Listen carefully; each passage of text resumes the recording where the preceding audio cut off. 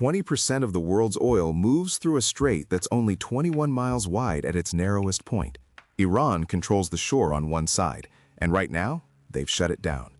The Strait of Hormuz isn't just a shipping lane, it's the single most important choke point in the entire global energy system. And understanding why Iran would block it and how tells you almost everything about how this conflict actually works. So let's break it down. The Strait of Hormuz sits at the mouth of the Persian Gulf, between Iran to the north and Oman to the south. At its narrowest, it's about 21 miles wide. But here's the detail most people don't realize. The actual shipping lanes are even tighter. 2 miles for inbound traffic, 2 miles for outbound, with a 2-mile buffer in between. That's it. That's the corridor that handles roughly 20% of the world's oil and liquefied natural gas every single day.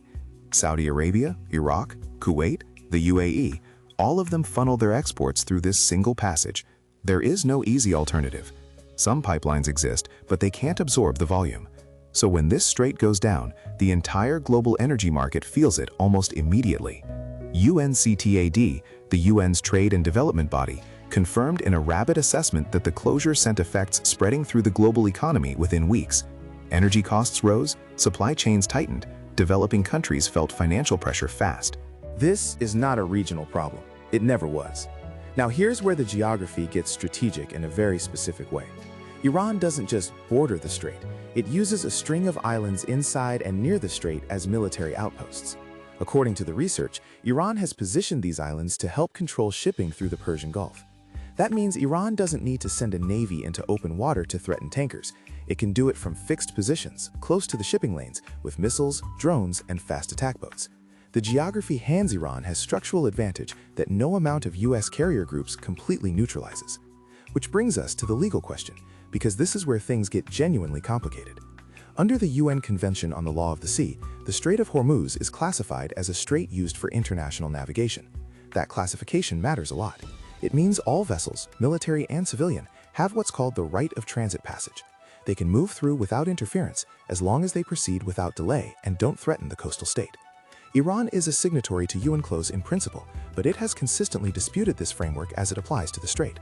Iran argues that the majority of the strait sits within its territorial waters and Oman's, not in open international waters. And here's the thing, that's technically accurate. Most of the strait is in territorial waters. Iran uses that legal ambiguity to make passage extremely difficult without ever formally declaring a blockade in international law terms. As one legal analysis put it, Iran can't legally close the strait, but it has enough legal gray area to make life very difficult for any ship that tries to pass.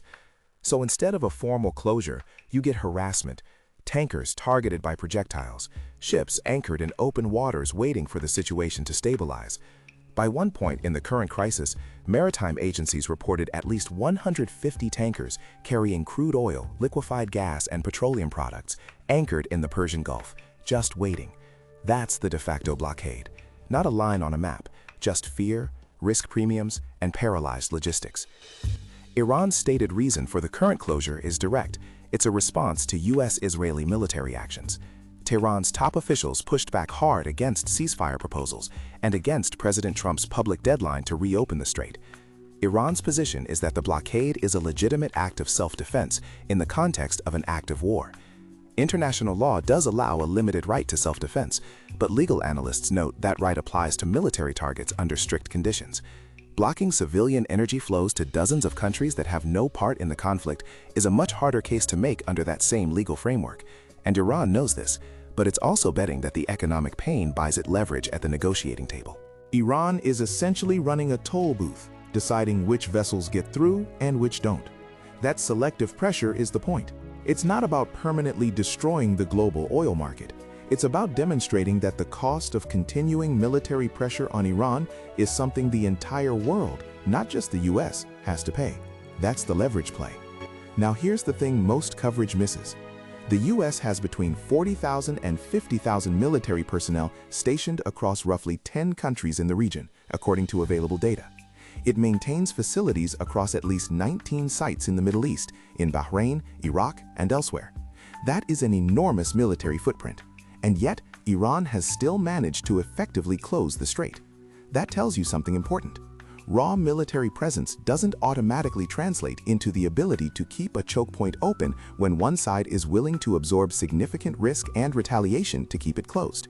The failure to build a credible coalition response before the crisis hit has left the United States reacting, not shaping.